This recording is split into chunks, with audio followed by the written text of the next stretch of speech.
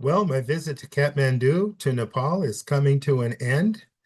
Flying out to first a stop in Bangkok for a few hours and then on to Cambodia, where I plan to stay for a while and develop the platform for a better world a little bit more and start sharing more and more about the platform and doing the light walks every day. How have things been going? Let's see. Um, just want to look at the statistics for the YouTube channel. Okay, 32 subscribers total. That's 8 new ones in the last 28 days. 4.5 thousand views in the last 28 days. Watch time hours is 20.6 watch time hours. You know, this visit to Nepal has been full of interesting experiences, some of them very cool, and some of them not so great. And what I've been able to realize, just as a final note here, is how important it is for the mentality, the culture, the mindset, the thinking, the activity, the behavior of the individual citizens, and how incredibly important that is to what kind of a government you end up with. Now, I'm an American, and so I know most about what's going on in America, and I watch that most closely, and I'm most informed about that. In Nepal, back last year, 2025, September, I think it was 8th and 9th, they had some riots. Started out peaceful, just a march, because of the government lack of transparency, wasting money, no accountability for the money that's being spent.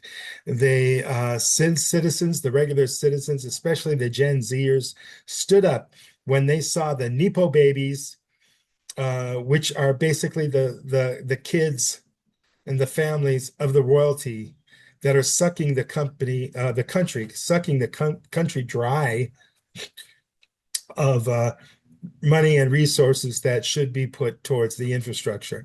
Now, the infrastructure in Nepal, it's appalling. Yeah. Uh, just, potholes in the roads everywhere. Now, I experienced that on the north side of Chicago as well.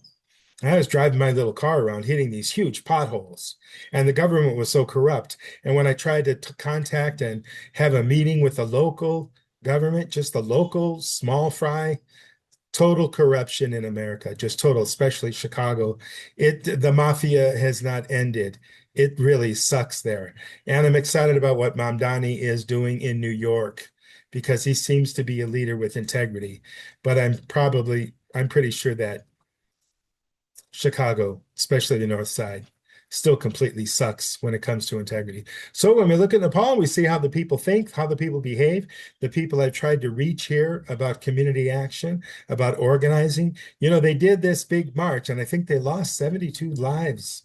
It was a horrible experience, and they burned down some different buildings, and they knew how to get into a rage and how to get violent, but they didn't know how to calm down after that and make a plan and make a good plan and organize to continue good trends about the government.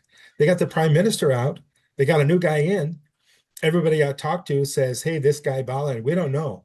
We're waiting to see. We're hoping for good things. Well, I'll tell you what's going to happen in Nepal. It's going to backslide back into how it was before the riots. Why? Because the people at the grassroots level are not organized. They're not meeting. They have no plans. They have no goals. They have no organization. They have no platform. They have nothing going on. Balin's going to be able to do anything he wants. And people that are given too much power, any human being given too much power, they're always pretty much going to take advantage of that. Things are going to backslide down, and Nepal's going to be the same way it has been for a long time. Being manipulated and controlled by India, not really developing at all. I'm so surprised China could be helping Nepal so much. But the ones that are running Nepal haven't really looked for that help, the help that can help the citizens. If you look at the mentality of the Nepalese, it's incredible. I find scams and liars and cheats and manipulation everywhere.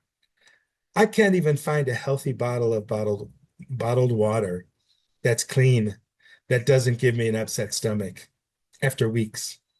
There's no real, stable, honest business. And until the Nepalese people, until the individuals are able to get together and rise up, the country's going to continue like it has been. And that's not good. Same thing with America. America is going to continue until the people can get together and organize. Because I'm an American and because I speak American English and I can communicate with Americans and I kind of know how things work there, I'm focusing on America. So a better world, America first. The project goes on. The light walks go on. We're continuing. In a few days, I'll be speaking with you from Cambodia. See you then. Thanks for listening.